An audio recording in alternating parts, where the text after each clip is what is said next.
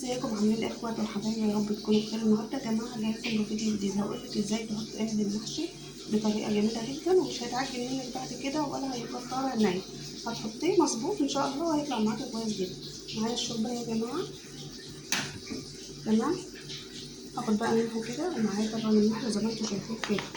هحط بقى منها كده زي ما انتم شايفين. طبعا الشوربه عليها الملح وعليها كل حاجه.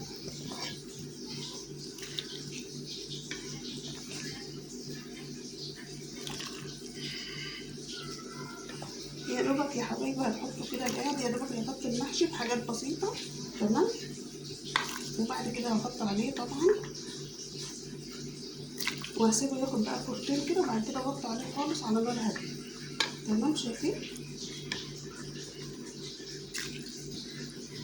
اهز كده بحله كده معايا علشان الشوربه تنزل تحت خالص. واحط بقى نص كمان كبشه كده.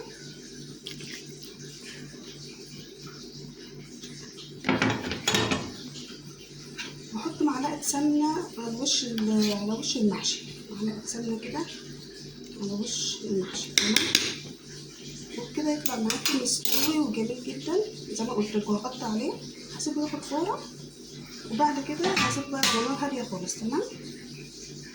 لو عجبكم الفيديو يا جماعه ان شاء الله تعملوا لايك، ولو اول مره تشوفوا قناتي اشترك فيها وفعلوا الجرس عشان يوصلكوا كل جديد. باي باي.